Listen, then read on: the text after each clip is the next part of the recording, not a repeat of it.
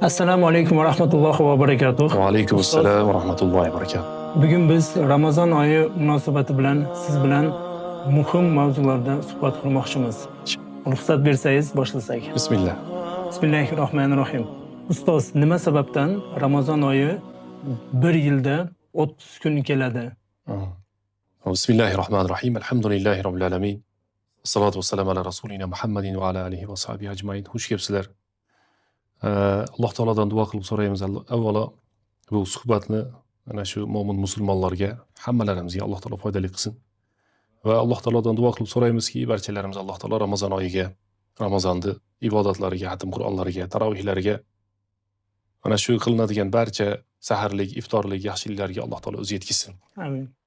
Payg'ambarimiz sollallohu alayhi vasallam hadisda Ramazon oyi haqida aytdilarki, umuman oylar haqida Payg'ambarimiz sollallohu alayhi vasallam ash-shahru hakaza va hakaza deb Oysha onamizga qo'llar bilan ishora qildilar. U qanday bo'ladi desa, oy 29 kun bo'ladi yoki oy 30 kun bo'ladi degan Payg'ambarimiz sollallohu alayhi vasallamning hadislari bor. Demak, musulmonchilikda Alloh taolo oyat karimada Inna iddatash shuhuri indallohi 12 shahran. Allohning huzurida oylar 12 ta dedi. Mana shu oylarning 11 tasi boshqa va Ramazon oyi boshqa bo'lib hisoblanadi. Umumiy 30 kunligi desa, oylar musulmon, ya'ni hijriy hisob bo'yicha yoki 29 ta bo'ladi yoki 30 ta bo'ladi. Ammo Ramazon oyi masalan nima sababdan biz 30 kun roza tutamiz degan savol bo'lsa, ulamolarimiz aytishadiki, Alloh taolo mo'min musulmonlarni mana shu 30 kunning ichida bir yillik, undan keyingi bo'ladigan 11 oy yoki 330 kun, agar 65 kun desak, keyingi 330 kunga ta'lim, tarbiya, taqvo, yashashlik, yo'llanma bo'lishlik uchun Alloh taolo tarbiyaviy 30 kun qildi deydi ulamolarimiz. Mana shu 30 kun ichida musulmon inson o'zgaradi. Yeyishlikdan tiyilganligi uchun, ichishlikdan tiyilganligi uchun, o'zini ahli ayoldan, ya'ni halol bo'lgan narsalardan ham tiyilib turganligi uchun insonning nafsi to'g'rilanadi, tarbiyalanadi. Bu 30 kun mo'min musulmonlar uchun tarbiya bo'lib hisoblanadi. Ustoz, ikkinchi savolimiz, Ramazon oyida roza tutish va farzlari nimalardan iborat? Roza masalasi. Payg'ambarimiz sollallohu alayhi vasallam hadisda Buniyal islam ala khamsin. Islom dini 5 arkonni ustiga qurildi dedilar. Islomda hukmlar ko'p, shariatda qiladigan ishlarimiz ko'p. Lekin islom dini 5 ta arkonni ustiga qurilgan.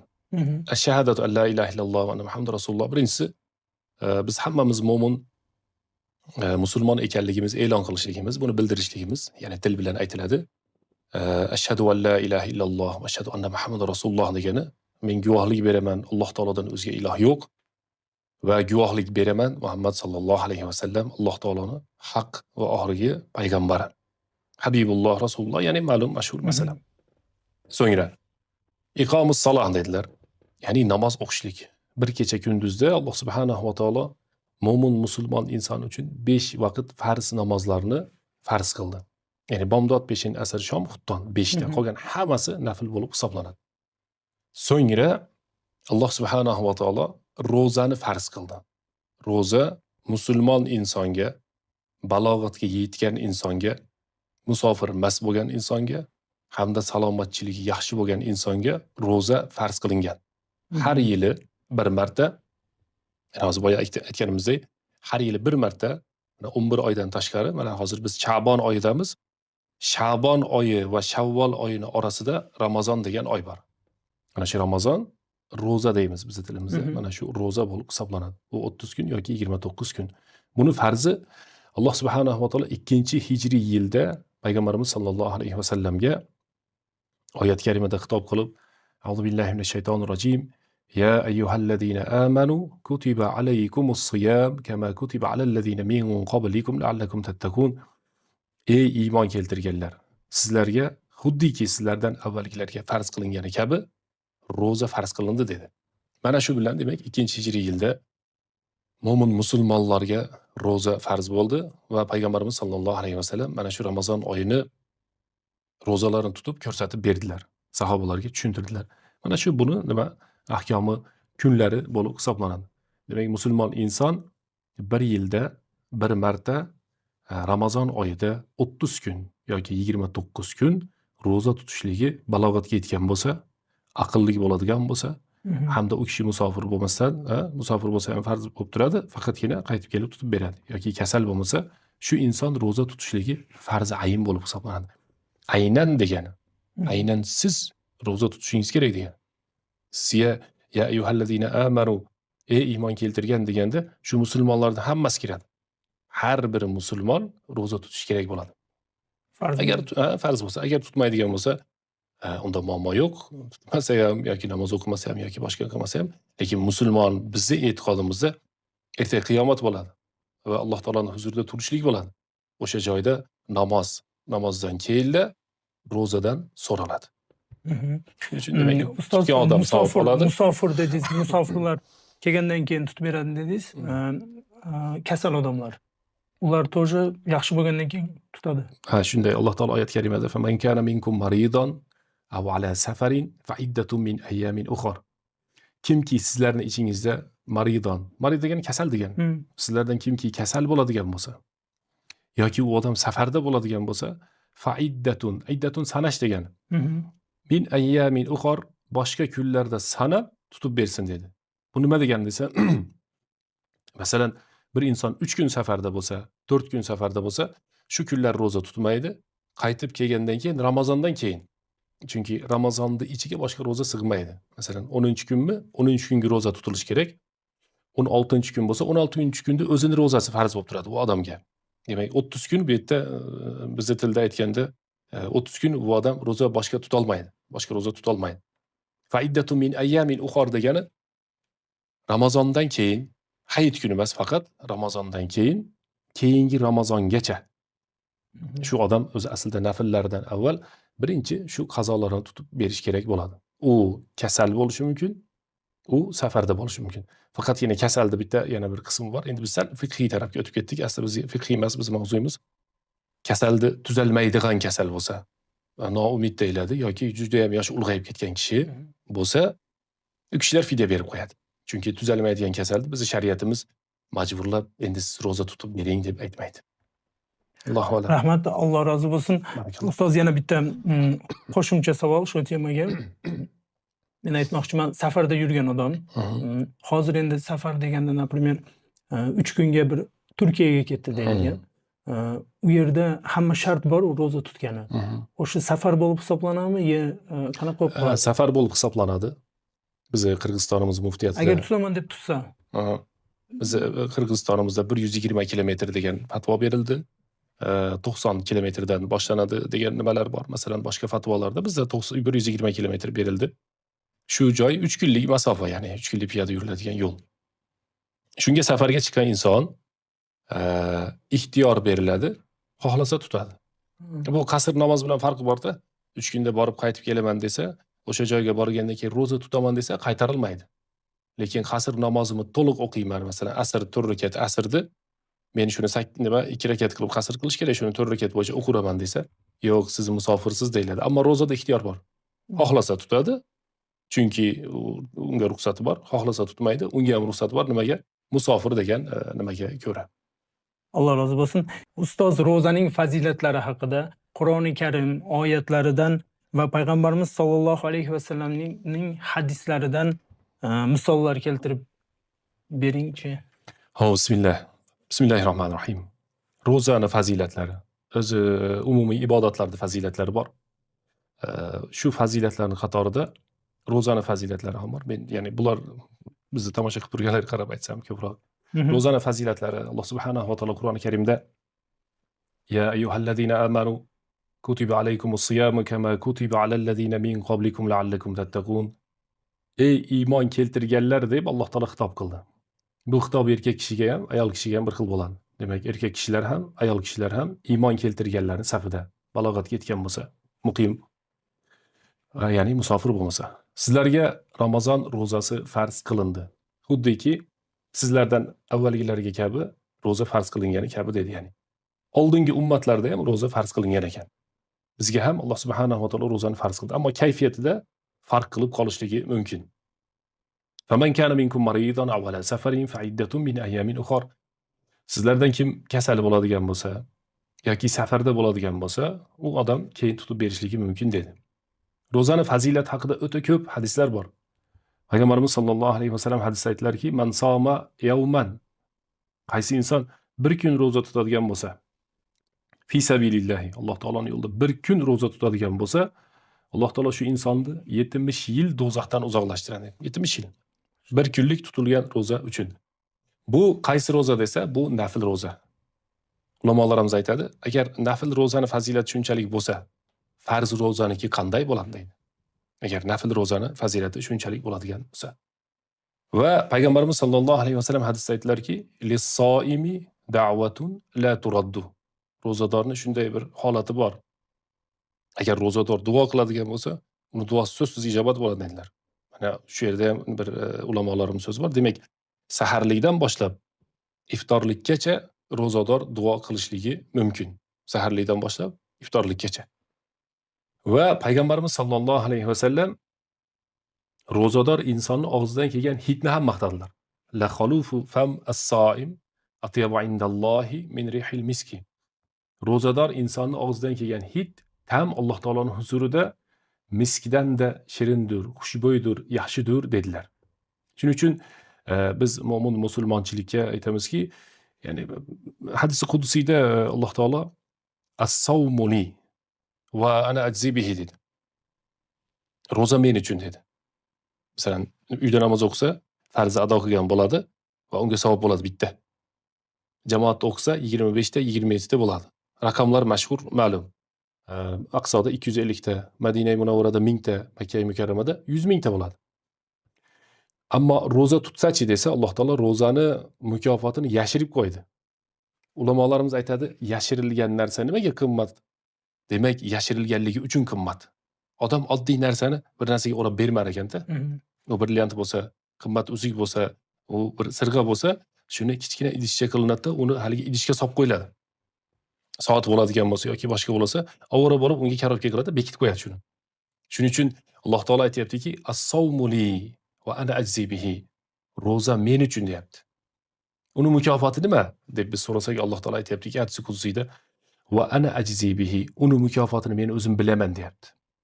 Ana shu joyda musulmon inson uni mukofotini men o'zim beraman deganda olimlarimiz bir ajoyib so'z aytadiki, Alloh taolo kichik narsani yashirmaydi. Buni misoli kichkina bola cho'ntagimda pulim bor desa, uni 100 so'm puli bo'lishi mumkin.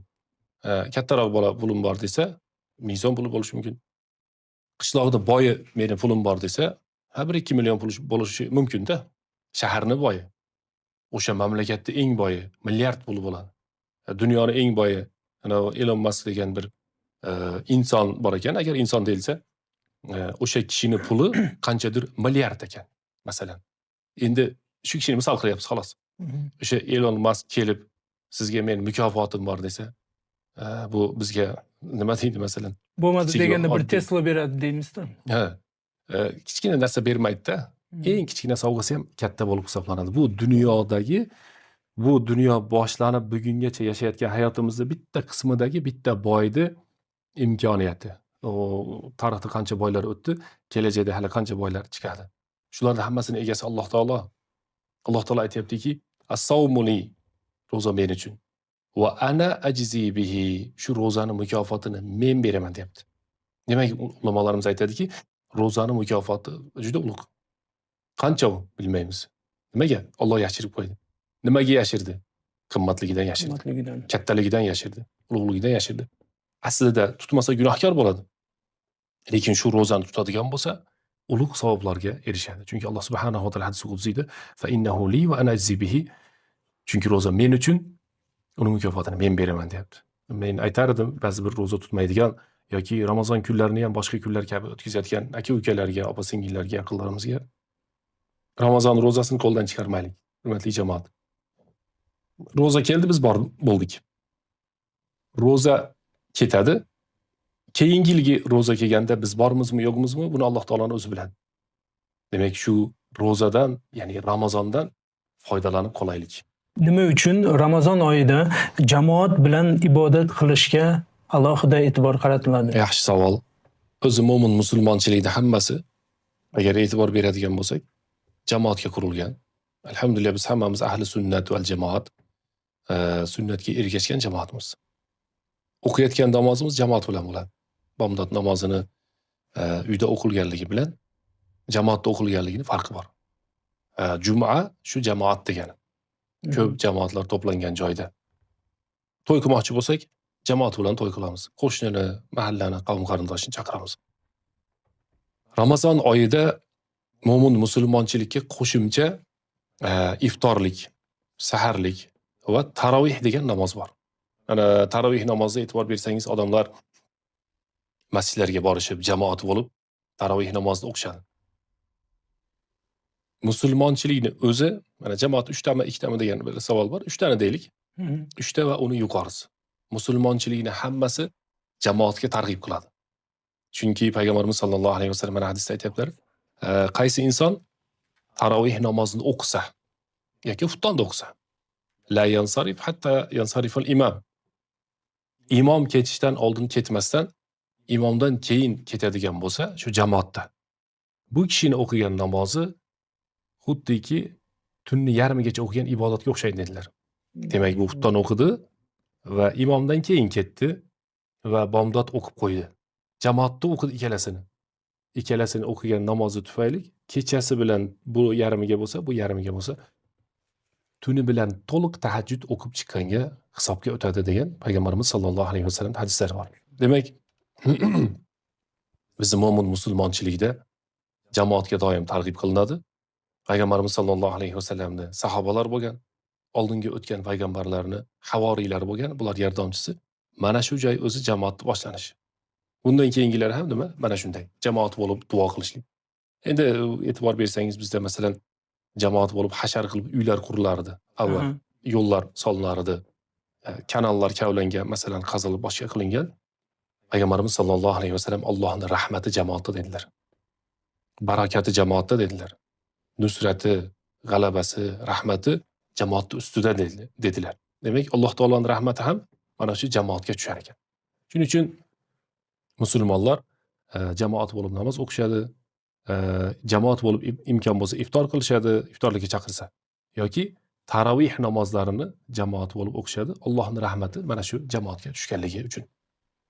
Alloh rozi bo'lsin. Tarovih namozini qancha odamdan boshlab jamoat deb hisoblasak bo'ladi? Tarovih namozi aslida payg'ambarimiz sollallohu alayhi vasallam tarovih dam olish degani.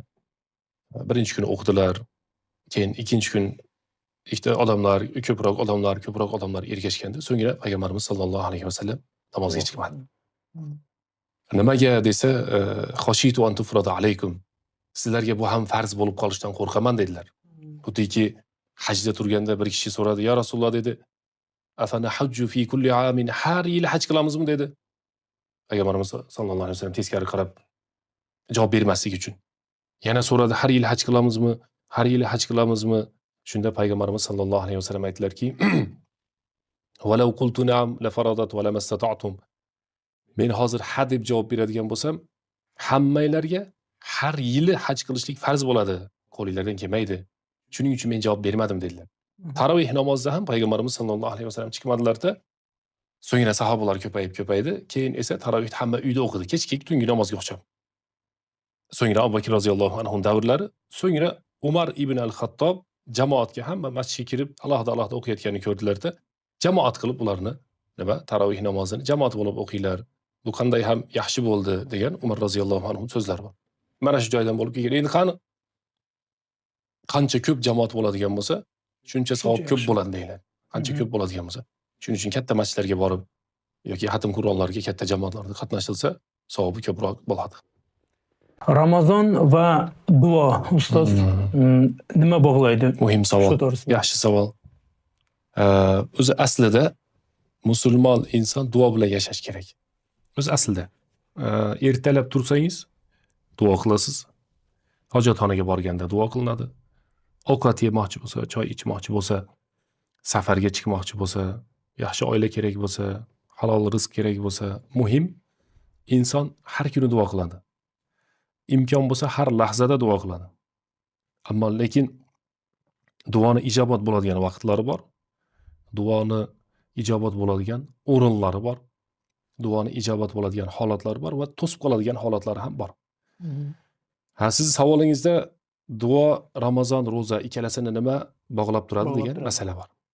Alloh subhanahu va taolo Qur'oni Karimda ya ayyuhallazina amanu kutiba alaykumus siyam, ey iymon keltirganlar, sizlarga Ramazon ro'zasi farz qilindi degan oyat karima, uzoq oyat karima ahkomlar davom etgandan keyin Alloh taolo aytibdiki va idza sa'alaka ibadi anni fa inni qarib. Mendan, ya'ni men haqimda bandalarim deyapti. Ana shu yerda e'tibor beradigan narsamiz Alloh taolo aytibdiki bandalarim deyapti. Bu birinchi muhim joyi. Bandalarim degani shular mo'min musulmonlar hammasi mening bandalarim degan ma'noni bildiradi. Va idza sa'alaka ibadi anni, bandalarim men haqimda so'rasa, fa inni qarib, men ularga juda ham yaqinman deyapti.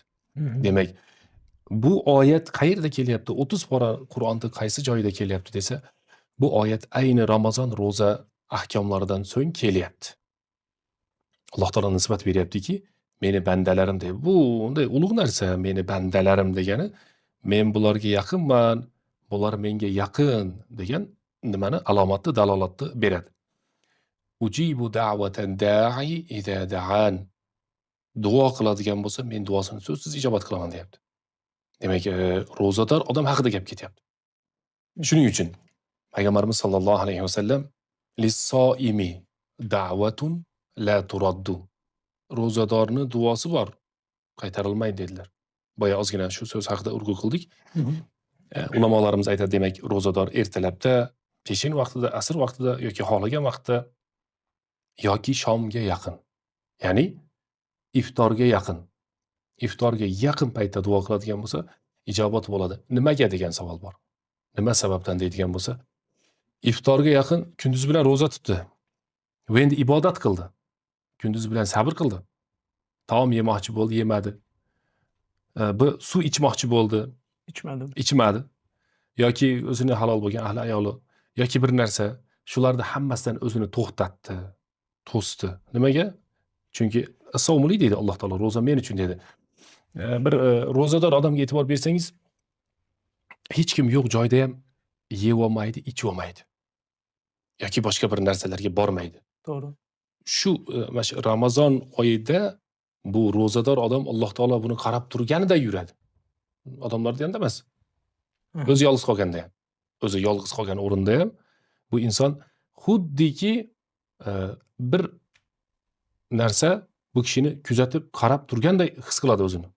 Haligi doim tepadan kimdir u kishini nazorat qilib turganday his qiladi. Odam Alloh kuzatib turganday, nazorat ostida. Shunday, Alloh taolo bu insonni haligi ehson degan savol bor. Jabroil alayhissalom keldi, ehson nima deb so'radi. Ikkita ko'rinishi bor. Anta'budalloha ka'annaka tarahu. Allohni ko'rib turganingday ibodat qilishing dedi. Davomida fa illam takun tarahu fa innahu yaraka. Sen ko'ra olmayapsan, biz bu ko'zimiz bilan ko'rmaymiz. Qiyomatni ko'ramiz Alloh taolodan va jannatni ko'ramiz inshaalloh. Fa illam takun tarahu. Agar sen ko'rmayotgan bo'lsang, seni Alloh taolo qarab turibdi deb his qilishliging ehson dedi. Ehsonning ma'nosi shu. Ro'za tutgan odamga e'tibor bersangiz, doim u kishini xuddi bir ulug' zot qarab turganiday halol bo'lgan narsani yemaydi. Halol bo'lgan narsani ichmaydi. Shuning uchun Alloh taolo aytdiki, yada'u ta'amahu va sharabahu. Bu meni bandam dedi. Men uchun yeydigan taomini yemaydi dedi. İçadigan narsani ichmaydi. Fa innahu li as-sawmu li, ro'za men uchun va ana ajzi bihi dedi. Ana endi shu odam yeyishdan to'xtab turgan, ichishdan, haloldan to'xtab turgan inson kechga yaqin borib, mana shom paytlarida qo'lini duoga ochadigan bo'lsa, ulamolarimiz aytishadi, shu insonning duosi Payg'ambarimiz sollallohu alayhi vasallamning hadislariga ko'ra la turaddu, qaytarilmaydi. So'zsiz ijobat bo'ladi. Faqatgina bu inson bu qalbdan duo qilish kerak. Shoirona so'zlarda jamlashlik duo emas, balki qalbni tirik turishi va Alloh taologa bo'lgan xitob qilayotgan yoki so'rayotgan yoki panoh tilayotgan, shunday bo'ladi ko'p o'rinda. So'rayotgan yoki panoh tilayotgan narsasini chin dildan agar duo qiladigan bo'lsa, ro'zadorligi sababidan buni duosi ijobat bo'ladi. Shuning uchun sizni bergan savolingizga ko'ra ro'za va duo. Asli duo Qur'oni Karimdagi duo oyatlari ro'zadan keyin keldi. Va Alloh taolo ro'za tutgan insonni meni bandam dedi. Men unga yaqinman dedi ikkinchi qo'shimchasi. Fa inni qarib va idza sa'alaka ibadi bandalarim dedi. Ikkinchisi fa inni qarib men ularga juda ham yaqinman dedi. Ujib da'vata da'izadan men ularni duosini ijobat qilaman dedi. Shu narsani va bu kishi ro'zadorligini va boshqa qo'shimcha narsalarni jamlab turib duo qiladigan bo'lsa, so'zsiz duosi ijobat bo'ladi. Va hamda ro'zadorning duosi qaytarilmaydi deyapti. Demak, shunday odamlar bor bu hayotda duolar bilan ko'p ishlarini oson va yengil bitirib olishadi. Lekin Xudo saqlasin shunday odamlar bor, duoga qolib ketgan odamlar bor. Boshqa odamlarning duolariga qolib ketgan yoki yomon duolariga qolib ketgan. Alloh taolo undan saqlasin. Biz duo qilayotganimizda xoyroyi dunyo va oxira, dunyo va oxiratning yaxshiligini jamlaymiz. Alloh taolo Qur'oni Karimda aytdiki, insonlarning ichida dedi, faqatgina dunyoni so'raydiganlari bor dedi. Va ma lahum fil oxirati min xalaq. U oxirat so'ramaydi dedi. Va minhum man yaqulu robbana atina fid dunya hasana va fil oxirati hasanatan va qina azaban nar. Ammo ularning ichida ba'zilar borki, dunyodagi hamma yaxshiliklarni so'raydi, oxiratdagi hamma yaxshiliklarni so'raydi va do'zaxdan panoh tilang dedi. Musulmon sifati shunday bo'lishi kerak. Dunyo yaxshiliklarini so'rash kerak, oxirat yaxshiliklarini so'rash kerak va do'zaxga tushib ketishdan nima qilish kerak ekan? Panoh tilash kerak. Ayniqsa ro'zador odam mana masjidga kirib qolamiz, tarovihga borib qolamiz, kunduzlari uyda yoki boshqa joyda o'tiramiz, qo'lni ko'tarib duo qilish kerak Alloh taologa. Chunki bu ro'zador. Unda imkoniyat bor. Ro'zadorning duosi ichi nima qilmaydi? Qaytarolmaydi. Alloh subhanahu va taolo qaytarmaydi bu kishining duosini. Allohu alam. Jazakallohu xayran. Barakallohu fik. Ustoz, ayrim odamlar ro'za tutadi, lekin namoz o'qimaydi. Ha, yaxshi. Islom qanday qaraydi bunga? Qisqa lekin ayanchlik, muhim, zarur savollardan biri. Payg'ambarimiz sollallohu alayhi vasallam hadisda aytiblarki, Ramazon oyi kelsa, mana Ramazon bilan bashorat bor. Idza jaa shahr Ramazon. Ramazon oyi kelsa, jannat eshiklari ochiladi. Do'zax eshiklari yopiladi. Shaytonlar zanjirband qilinadi. Suffidat shayatin, sulsilat ash-shayatin degan hadis bor. Lekin shaytonlarda hammasi ham zanjirband qilinmaydi. Ba'zilar qolib ketadi. Ammo ikkinchi tarafdan Payg'ambarimiz sollallohu alayhi vasallam hadisda aytdilarki, qiyomat kunida inson birinchi bo'lib so'raladigan narsasi namoz dedilar. Birinchi bo'lib qiyomat kunida avvalu ma yuhasabu al-abdu bihi yawmal qiyamati as-salah. Qiyomat kunida inson birinchi bo'lib namozdan so'raladi dedilar. Fa inna jaminha namozdan najot topsa, qolganlardan keyin so'raladi dedilar. Eng birinchi bo'lib inson namozdan so'raladi, ro'zadan emas. Lekin bizning ba'zi bir insonlarimiz bor, ro'za tutadi, namoz o'qimaydi. Islomda 5 ta arkon bor. Ikkinchi arkon, inson dinga kirgandan keyingi ikkinchi arkon namoz. Undan keyingisi ro'za. Mayli ro'zasini tutsin, bu inson ro'zasini tutsin. Ammo hatto shunday qo'rqituv hadislar borki, biz bilan, ya'ni musulmon bilan musulmon emasni farqi namozda degan. Ya'ni musulmon odam uzursiz namozini tashamaydi, ayniqsa erkak kishi. Uzursiz namozini tashamaydi. Agar e'tibor bergan bo'lsangiz, biz o'qiyotgan 5 mahal namozimizga 20 rakat namoz qo'shilib qoldi. Tarovih namozi. O'zi Ramazon kelishligi ibodatning ko'payishligi bo'lyapti. Har kuni o'qiyotgan bomdod, peshin, asr, shom, xutton namozlarimiz xuddi shuncha rakat deyarli nima namoz qo'shilyapti yana 20 rakat. Balki undan ham ko'proq o'qishligi mumkin. Oyatda Alloh taolo sizlar ro'za tutasizlar. Ro'za tutasizlar. Ajab emaski sizlarda taqvo paydo bo'lsa deyapti. Aql qabul qilmaydiki, taqvodor inson ro'za tutsa-yu, namoz o'qimasa.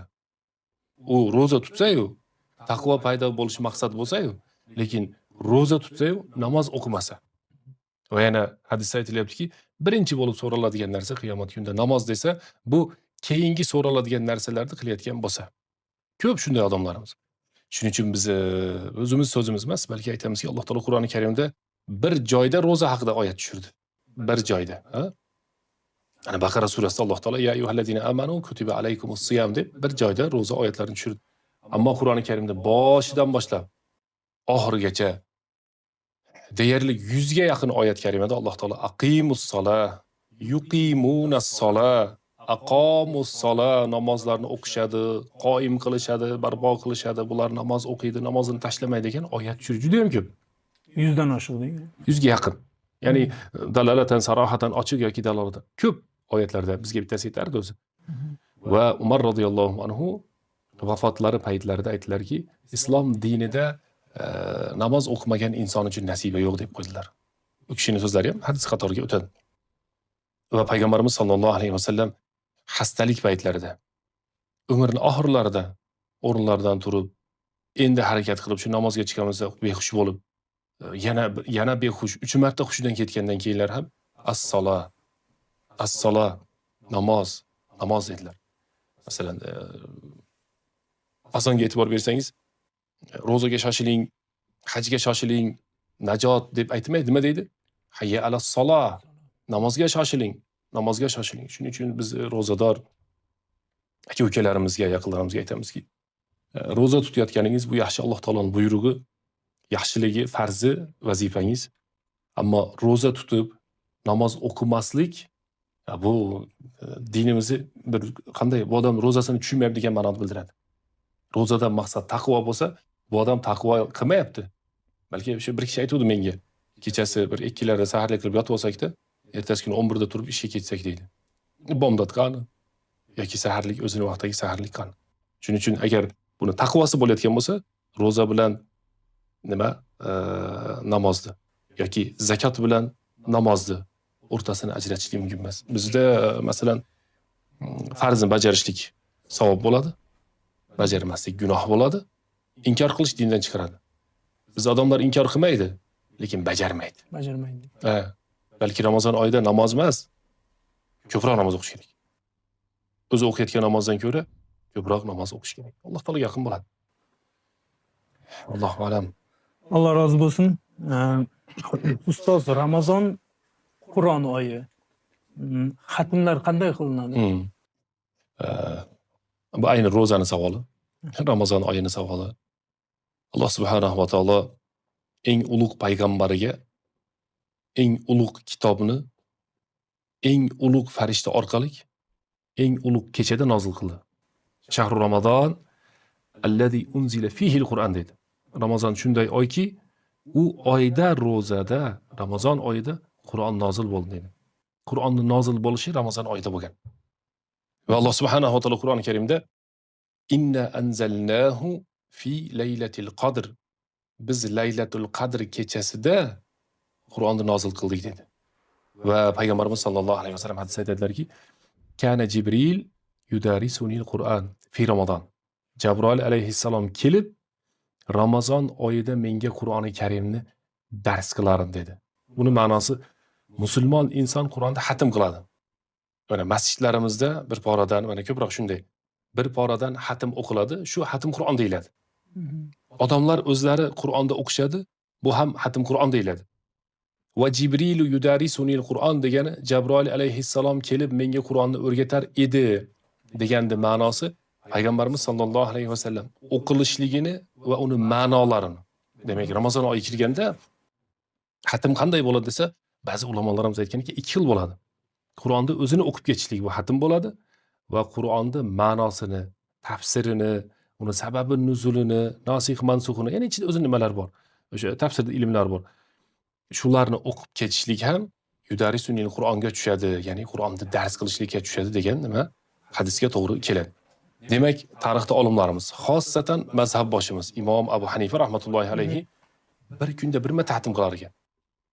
Mana biz jamoatimiz ichida, odamlarimiz ichida tug'ilgandan beri bir marta xatm qilmagan odamlar bor. Va Ramazon oyida ham bitta xatm qilolmaydigan odamlar bor. Xatm qanday bo'ladi desa, Imom Abu Hanifa rahmatullohi alayhi har kuni oxirgi 10 kunlik kelganda xatmun nahariya, xatmun layliya, kunduzgi xatm, tungi xatm deb 2 marta xatm qilar ekan. Qur'oni Karimni bir kunda. Buni biz tasavvur qilishimiz qiyin-da. Chunki biz uni qila olmaymiz. Shuning uchun Ramazon oyi kelganda Ramazon Qur'on oyi. Ramazon Qur'on nozil bo'lgan oy. Ramazon Qur'on o'qiladigan oy. Ramazonda Qur'onni dars qiladigan oy. Tafsirini, ilmini o'rganadigan oy. Shunday deb tushunsak to'g'ri bo'ladi. O'zi aslida mana e'tibor bersangiz, Ramazon oyida ibodatlar hammasi qo'shimcha bo'ladi. O'qiyotgan namozimiz ko'payyapti. Kunduzgi namozlarga 20 rakat namoz qo'shilyapti. Ehson hadisda keladiki, Rasululloh sallallohu alayhi vasallam kana Rasululloh sallallohu alayhi vasallam ajwadan nas. Payg'ambar sallallohu alayhi vasallam qo'li ochiq odam bo'lgan. Baxil bo'lmagan payg'ambarimiz. Va ajwada ma yakunu fi Ramazon. Ramazon oyi kelganda payg'ambarimiz juda ham qo'li yanada ochiq bo'lib ketardi. Karihi mursala deydi hadisda, shamol kabi. Ya'ni shamolga e'tibor bersangiz, bir yerga bo'lib, bir yerga bo'lmaydi emas, hamma joyga bo'ladi shamol. Hammaga foydasi tegadi. Bu nima haqida bo'ldi? Ehson haqida bo'ldi. Va duo oyi. Har doim qilinayotgandan ko'ra ko'proq duo qilinadi. Har doimdan ko'ra ertaroq turiladi. Ya'ni hamma ibodatlar qo'shib kelinadi-da, shularning ichida nima bor desa, shularning ichida xatmil Qur'on, Qur'onni o'qishlik o'zi Qur'on oyida tushganligi uchun va Qur'onni payg'ambarimiz sollallohu alayhi vasallamga Alloh taolo Jabroil jo'natyapti. Jibril amin o'zi vahiy olib kelgan kishi, farishta, ulug' farishta. Mana shu farishta kelib payg'ambarimiz sollallohu alayhi vasallamga yudarisunil Qur'on, Qur'onni qo'shimcha dars qilyapti. Shuning uchun tarixda o'tgan solih insonlarimiz, mana mazhab boshlarimiz yoki ulamolar darslarini to'xtatib yoki Qur'on darsi, Qur'on ilmlari bilan mashg'ul bo'lishgan. Qur'on, Ramazon juda ham bir-biriga bog'liq narsa. Va Ramazon o'zi boshqa ibodatlarni hammasini bir sira nima qiladi? O'zida jamlaydi. Masalan, mana umra bor. Hajning qanday aloqasi bor desangiz, mana Ramazonga namozni bog'ladik. Ramazonga zakotni, ihsonni bog'ladik. Ramazonga duoni, Ramazonga Qur'onni, islom arkonida haj bor desa, payg'ambarimiz sollallohu alayhi vasallam umratun fi Ramazon ka hajjatun ma'i degan bir rivoyat keltiradi ulamolarimiz.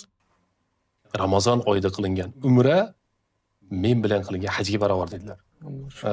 Ramazon oyida qilingan umra men bilan qilingan hajga barobar. Islom arkonlarining hammasi ziyodasi bilan Ramazon oyida nima bo'ladi ekan? Jamlanadi. Endi ikkinchi bir mavzu bor. Bizi odamlarimiz, balki siz savolingiz ham kelib qolsa kerak, faqat roza deb tushunib qolyapti. Unday emas. Roza ya'ni saharlik qil, iftorlik qil.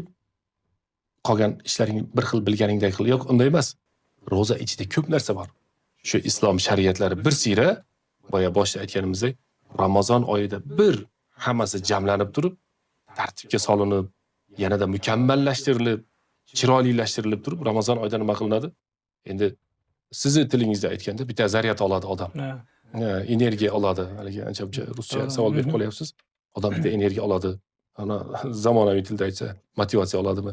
Muhim iymoni uni mukammallashib, keyingi bo'layotgan Ramazondan keyingi hayotiga nima qiladi? Ta'sir qiladi. Shuning uchun aytishar ediki, biz Ramazon oyini 6 oy kutar edik va Ramazon oyidan keyin 6 oy qabul bo'lishini so'rardik deydi.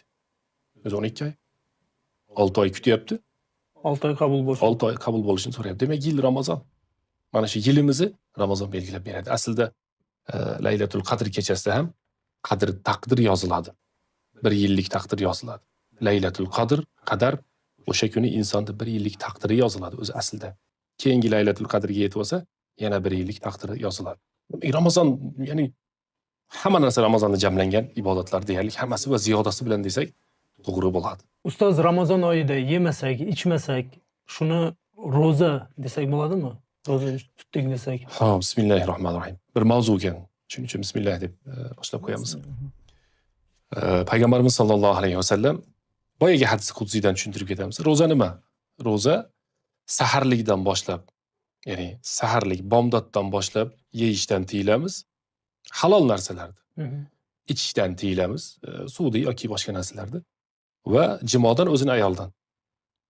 Ramazon nima qilyapti degan savol. Nima qilyapti bizga desa, haromdan tiyilish uzoqda turib tursin. Haloldan tiyilyapmiz. Nima qilyapmiz desa, yemaymiz. Xurmo bo'lsa ham yemaymiz. Zamzam bo'lsa ham ichmaymiz. Ichmaymiz.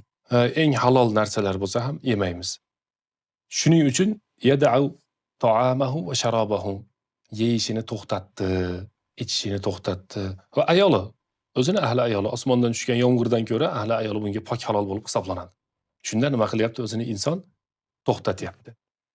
Attang, lekin ba'zi bir odamlar yeyishdan to'xtaydi, ichishdan to'xtaydi, tili har xil narsani gapirishdan to'xtamaydi. Ana endi bizga qo'rqituv hadisi kelyapti.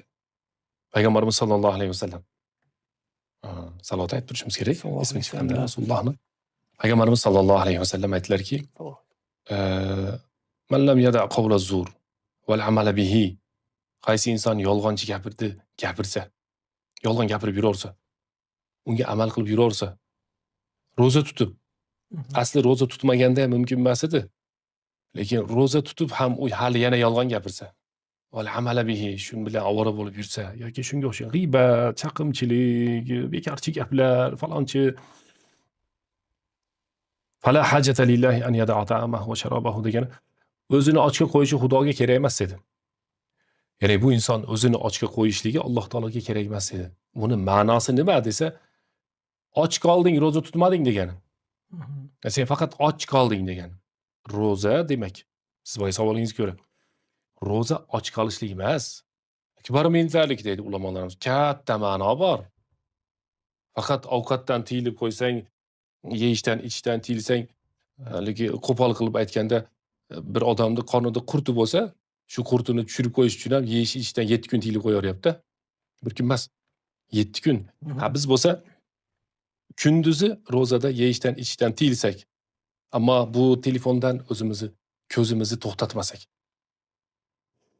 quloqni to'xtatmasak har xil narsa eshitishdan va tildan gapirsak, yanimizda hozir shu paytga kelib bir odam bo'lish shart emas. Hamma biz yanimizda bo'lishi mumkin bo'lib qoldi. Qanday? Telegram yoki WhatsApp bir nimaga kirasiz, u kishi bilan gaplashishingiz mumkin. Video orqali yoki zvuk ovozlar orqali. U nima qilyapti desa, telefondan har xil narsalarni ko'rsa, mayli biz ham telefondan ko'rayotgandir. Yaxshi narsani ko'rsin, yaxshi narsani eshitsin. Roza tutdi-yu, ko'zi roza tutmadi. Roza tutdi-yu, qulog'i roza tutmadi. Roza tutdi-yu, ayniqsa tili roza tutmadi. Shu odamni men sizni tilingizda deb turaman endi, Galadovka deydi. Bu och qoldi xolos. Shu ertaman turib olibdi. Hammamiz bilan choy ichibdi. Bizni tilda aytganda, ana no kech kirdi, hammamiz bilan choy ichib qo'ydi. Misrda men shu munosabat bilan bir nimani aytib berardim. Men Misrda o'qiganman.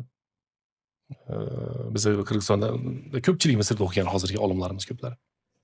Misrda o'qiganimizda bizni bir xristian qo'shnimiz bo'lardi. Uni Abu Bakr masjidiga ketamiz. Shu masjid devori, bu yerda ko'cha bor, 4 metrlik. Ko'chani bu yoqda birinchi do'kon shu xristianlar do'koni.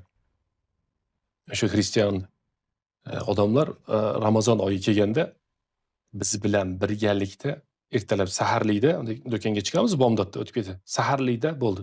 Saharlikdan boshlab iftorlikgacha bir qultum suv ichmaydi. Bitta non yemaydi. Hech narsa. Xristian bu joyda kresi bo'ladi Misrda. Bo'ynida kresi bo'ladi.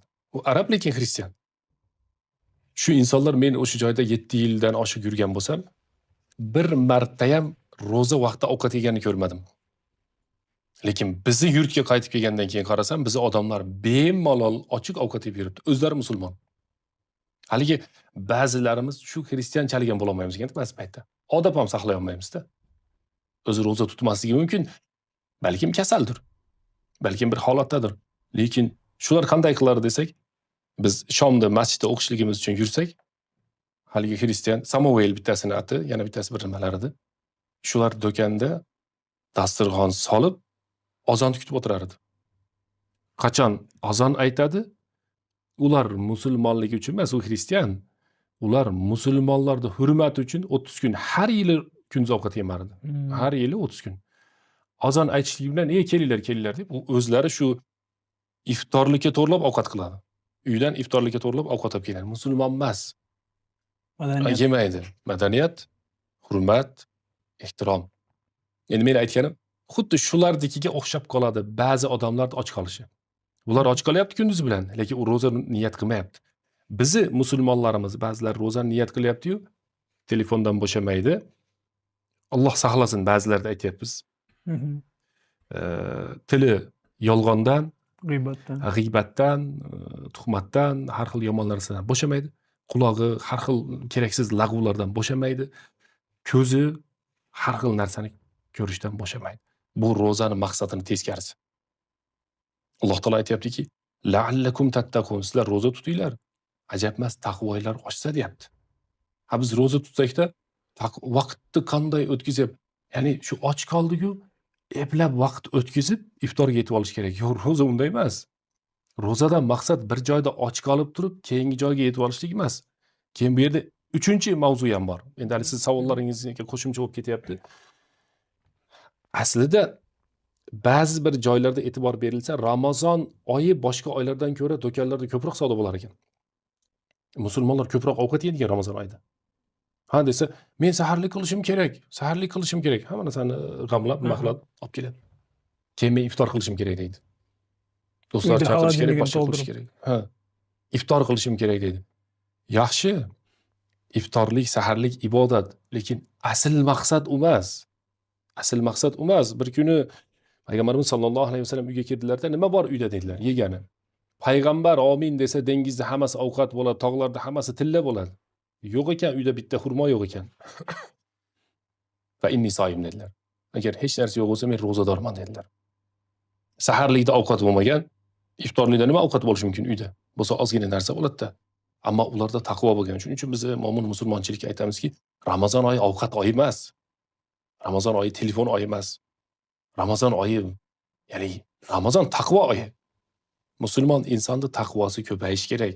Demak, Ramazon oyi faqatgina ovqat, yeyishlik, ichishlikni o'ylaydigan ovqat emas. Qarangda, odamlarimiz, ba'zi odamlar masalan obeddan boshlab iftorda nima yeyishni o'ylab yuradi-da. Ha, bizga o'xshashlar.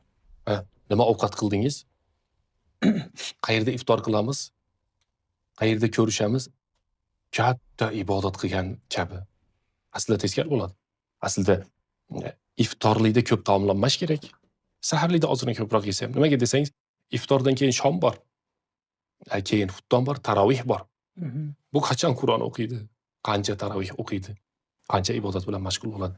Shuning uchun umumiy biz odamlarimizda birinchisi demak Ramazonni faqatgina och qolish deb tushunib qolyapti. Bu noto'g'ri. Ikkinchisi Ramazonni ovqat oyi qilib yuboryapmiz. Xuddi biz kunduz ro'za tutdik-ku. Endi ancha-muncha tarixda o'tgan solih insonlarimiz, sahoba, tobiinlardan ko'ra biz ro'zamiz aniq qabul bo'ldi deb o'ylab qolyapmiz. Ular qo'rqar edi. Biz qo'rqishimiz kerak. Chunki biz ro'zador aka-ukalariga, opa-singlarga aytardikki, Ramazon oyida Alloh taolo la'allakum tattaqun deyapti. Ajabmas, sizlar taqvo qilsanglar deb. Ro'za tufayli hurmatli jamoat bizni taqvoyimiz ochsin. Ko'zimiz taqvo qilsin. Quloqimiz va butun badanlarimiz taqvo qilsin. Shunda inshaalloh ro'zani haqiqiy nima maqsadi hosil bo'ladi. Siz men savolingizni unutib qoldim.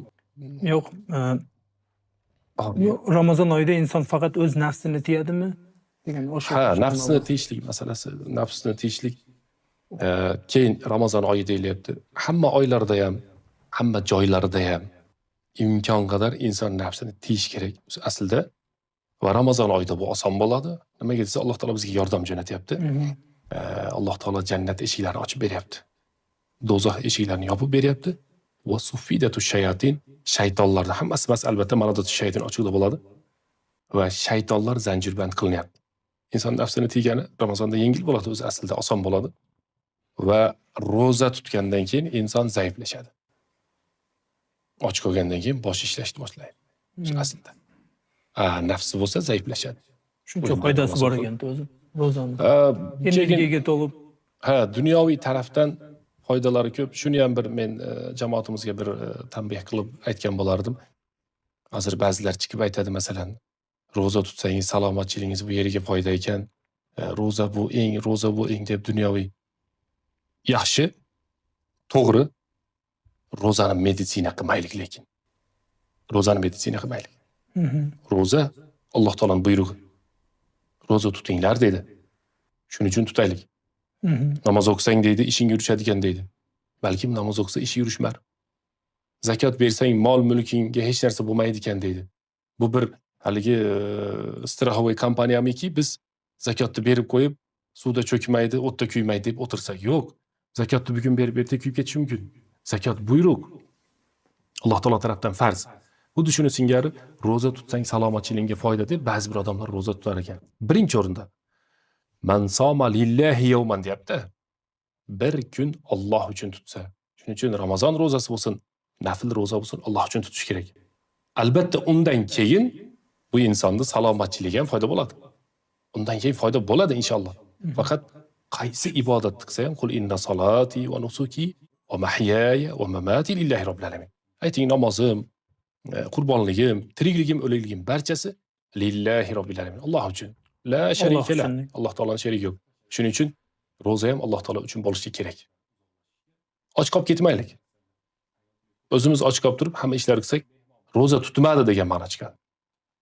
Ya'ni Alloh taologa buni och qolishining foydasi yo'q degani, bu roza tutmadi degani. Alloh taolo saqlasin mana unday rozalardan. Barakallohu fikum.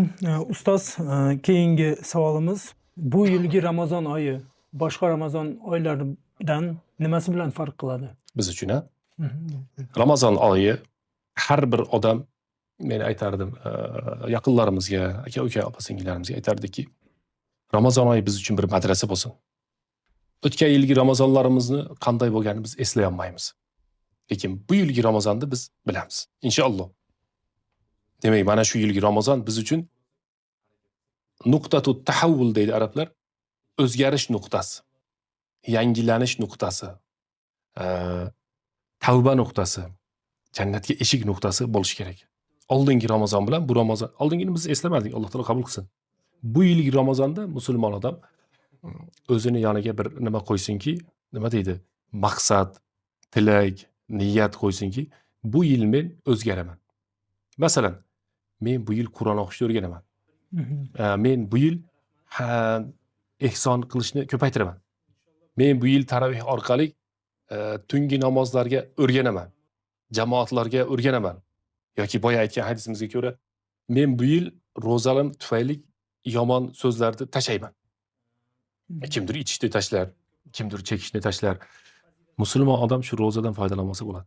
Haligi endi o'zingiz bilasiz, ba'zi bir sigaret chekadigan odamlar, men shularga qoyil qolaman sabrga. Mashalloh, ular ro'zani tutib kechga sabr qilishadi. Lekin sigaretni ochishadi. Bir qultum suvdan keyin sigaretni ochib qo'yadi. Shu sigaretni chekishlikka niyat qilsin, duo qilsin. Aytdik duo haqida Alloh taolo yordam beradi. Yoki tashlash kerak. Tashlaydi. Yomon narsadan uzoqlashishga, yaxshi narsani hayotiga qo'shishlikka harakat qilsin. Biz mehmonmiz. Bu dunyoda 120 yil, 230 yil yashab keta olmaymiz. Men masalan 40 ga kirdim. Payg'ambarimiz sollallohu alayhi vasallam ummatimning o'rtacha umri 60-70 dedilar. Yetmagani bor, o'tib ketgani ham bor. Undan o'rtachasi 60-70. Hammamiz dadalarimizni taniymiz. Opa dadalarimizni 3 dan 1 odam yo biladi yo bilmaydi. Uni tepasini lekin hammamiz bilmaymiz. Yo'q demoqchiman bugun. Chunki biz mehmonmiz. Yana yilgi Ramazonga biz bormizmi, yo'qmizmi, buni Alloh taolo o'zi biladi. Bu yilgi Ramazon sizga, menga o'zgarish Ramazon yili bo'lsin. O'zimizga bog'liq. O'zimizga bog'liq. Alloh taolodan so'rasak, harakat qilsak o'zgarib ketamiz. Inshaalloh. Inshaalloh. Hurmatli ustoz, mazmunli va foydali javoblaringiz uchun sizga katta rahmat. Barakalloh. Ishonib qolamiz, inshaalloh bugungi suhbatimiz orqali ko'plab insonlar Ramazon oyini nimalarini chuqurroq tushunib oldi. Ramazon oyini foydalarini, fazilatlarini. Ramazon oyi muborak bo'lsin. Ustoz, sizga katta rahmat. Xush kelibsiz. Alloh taolodan so'raymiz. Shu qilgan suhbatimizni xolisan li vajhihil karim, yolg'iz o'zining roziligi uchun hamda mo'minchilik, musulmonchilik el yurtga, Qirg'iziston, O'rta Osiyo, butun dunyodagi mo'min musulmonlarga, shu bizni ko'rgan odamlarimizga foydali bo'lishini Alloh taolodan so'raymiz. Va bizni ko'rgan yoki eshitgan aka-ukalarimiz, yaqinlarimiz Alloh taolo azminatin adida va sanavatin madida bir qancha yillar Ramazon oylariga yetkazsin. Bu yoshimizgacha tutgan ro'zalarimizni Alloh taolo qabul qilsin. Va bir qo'rqituv hadisi borki, Ramazonda fazilatlari juda ham ulug' va payg'ambarimiz sollallohu alayhi vasallam aytdilarki, minbar 3 pog'ona bo'lgan, Ummu Sulaym yasatirib bergan Madinada amin, amin, amin deb chiqdilar minbarga. Shuni bittasida, "Ya Rasululloh, nimaga amin dedingiz?" nima deb duo qilganingizni bilmadik, lekin amin dedingiz deganda Jabroil keldi. Ramazon kirsa-yu, Ramazon oyi chiqsa-yu, lekin kimdir shu Ramazondan foydalanmasdan yana gunohlari bilan chiqadigan bo'lsa, uni burni yerga ishqalansin deb Jabroil aytuvdi, men amin deb qo'ydim. Shuni amin deb ayting dedi. Aytuvchi farishta, ulug' farishta Jabroil. Amin deuvchi eng ulug' payg'ambar Muhammad sallallohu alayhi vasallam. Demak, Ramazon oyiga kirsak va Ramazon oyidan chiqsak, lekin Ramazondan hech qanday o'zgarishsiz chiqsak, ibodatsiz chiqadigan bo'lsak, Alloh taolo insonda eng afzali bo'lgan joyi burni ko'tarilib qolib deydi. Burun kibrga dalolatda, burni yerga ishqalansin deganda Jabroil aytganda payg'ambarimiz amin deydi. Mo'minchilikka, musulmonchilikka hammasiga aytardiki, Ramazon oyidan foydalanib qolaylik.